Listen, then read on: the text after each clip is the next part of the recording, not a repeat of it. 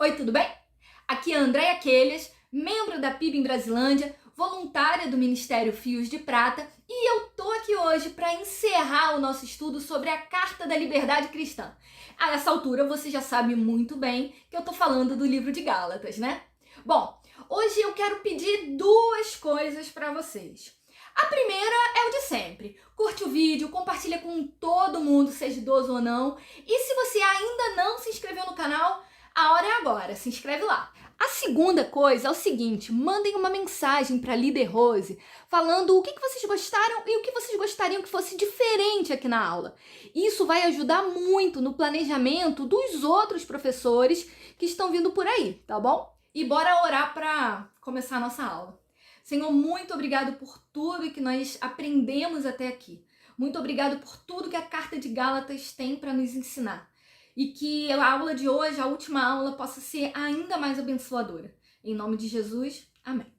Agora, bora relembrar rapidinho tudo o que a gente estudou até chegar aqui. No capítulo 1, a gente vê um Paulo chateado porque os Gálatas estavam abandonando o evangelho da graça.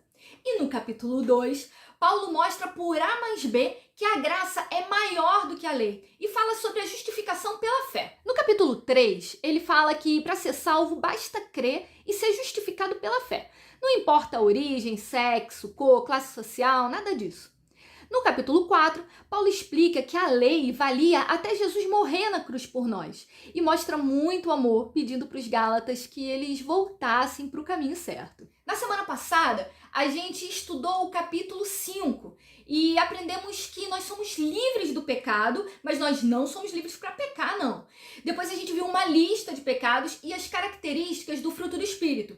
E sobre o fruto do Espírito, a gente aprendeu que ele tem natureza divina, ele é um só, com várias características, e ele precisa ser cultivado diariamente com o auxílio do Espírito Santo. Bom, revisão feita, vamos lá para o último capítulo, o capítulo 6. Esse capítulo ele é muito legal. Paulo traz quase que um guia de como que o cristão deve viver. Então pega aí um bloquinho, pega uma caneta, porque hoje é dia da gente aprender a colocar em prática tudo o que a gente está aprendendo nas últimas semanas. Os principais tópicos que a gente vai estudar são esses aqui, olha. Todos nós somos iguais, todos nós temos a mesma chance de cair em pecado. O que a gente precisa fazer quando alguém cair e como que a gente precisa se cuidar para não sermos nós a cair. E depois a gente faz um resumo da lição principal do livro de Gálatas. Bora para a aula. Nos primeiros 5 versículos, Paulo mostra que a igreja é uma comunidade terapêutica, ou seja, é uma comunidade de serviço, onde ninguém está sozinho e todo mundo tem responsabilidade sobre todo mundo. A versão A Mensagem traz os 3 primeiros versículos de um jeito tão explicativo que eu vou ler aqui para vocês, olha só. Amigos, vivam com criatividade. Se alguém cair em pecado, restaurem-no com perdão. Guardem as críticas. Vocês podem precisar de perdão antes que o dia termine. Ou seja, é um resumo de tudo que Paulo ensinou nos outros capítulos. Todo mundo pode cair. Ninguém é melhor que ninguém, não. Mas se alguém cair, a gente tem que restaurar esse irmão com perdão e amor, e não com críticas e julgamentos. Tem um alerta importante aqui, gente. Se ninguém é melhor que ninguém, você mesmo, você que eu tô falando. Você pode cair em pecado a qualquer momento. Então, vigia, avalia a sua vida, pede a Deus para te dar sabedoria e livramento do pecado. Ninguém tá livre, mas a gente tem que lutar contra o pecado. Afinal de contas, a gente é livre do pecado, mas não somos livres para pecar. No finalzinho do versículo 5, Paulo deixa bem claro: cada um precisa assumir o compromisso de fazer o melhor que puder com a sua vida. Em outras palavras, a igreja é sim uma comunidade em que todo mundo tem responsabilidade sobre todo mundo, mas primeiro você tem que tomar conta da sua própria vida. Outro ponto importante aqui no capítulo 6 é que ninguém faz Deus de bobo, não. O homem é livre para escolher o que ele quiser fazer, mas ele não é livre para escolher as consequências das suas escolhas.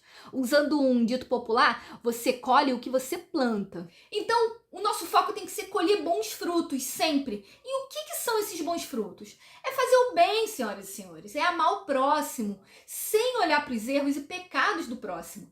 Confrontou em amor? A responsabilidade agora é dele. A sua responsabilidade é continuar mostrando o amor de Deus. Só mais uma coisinha sobre isso. Paulo estipula aqui uma ordem de prioridade que a gente deve seguir para cuidar. Primeiro, o pessoal da nossa comunidade de fé. Depois, o nosso próximo de maneira em geral. E em seguida, pasmem, nossos inimigos. É isso mesmo. Aí Paulo começa a fazer o fechamento da carta. No versículo 11, ele fala assim: prestem atenção para as letras grandes que eu estou escrevendo. Ele quer chamar atenção para o conteúdo dessas últimas linhas que ele está escrevendo. E o que ele escreve de tão importante? Gente, ele desmascara de vez os judaizantes e falsos mestres. Ele explica mais uma vez que o cristianismo não é feito de cerimônias externas como a circuncisão, mas de uma coisa interior, espiritual. Mais uma vez, Paulo explica que não é o fato de seguir uma regra religiosa que faz alguém ser salvo.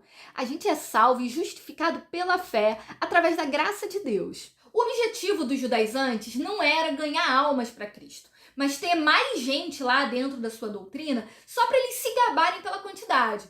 Eles não queriam a glória de Deus. Eles queriam, na verdade, era a própria glória. Paulo explica que ele não estava nem aí para a quantidade de pessoas. Ele só se orgulhava da cruz, porque a cruz foi o sacrifício que Jesus fez por nós, que nos libertou da necessidade de ficar agradando os outros, de ficar seguindo regras religiosas. É através da cruz que a gente é nova criatura, com o nosso interior transformado pelo Espírito Santo.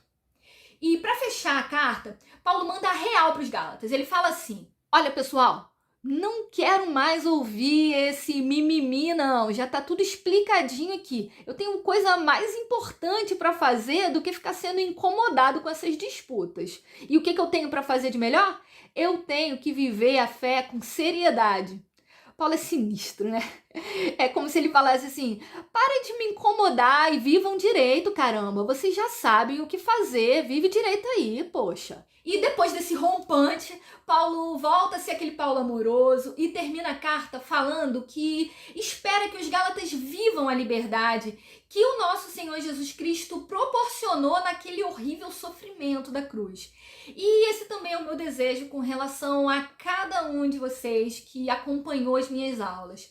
Que vocês se libertem de toda e de qualquer regra religiosa e que vivam a verdadeira liberdade, ser livre do pecado, ser livre para viver abundantemente a vida que Jesus tem para vocês.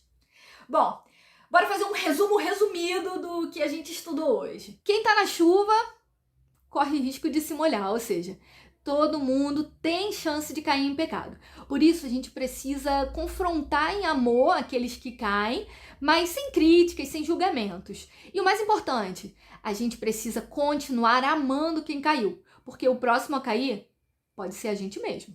A grande lição do livro de Gálatas é que Deus nos libertou do pecado quando Ele mandou Jesus morrer na cruz por nós. O sacrifício de Jesus foi medonho, horroroso, e quando a gente dá mais valor às regras religiosas do que à graça de Deus, a gente está ignorando esse sacrifício. Então, gente boa, se libertem das regras religiosas e vivam a liberdade proporcionada pela graça. É isso, acabamos o livro de Gálatas. Foi um prazer estudar todas essas semanas com vocês. Eu espero que tenha sido tão legal para vocês como foi para mim, porque eu aprendi muito. Então, um grande abraço e até a próxima!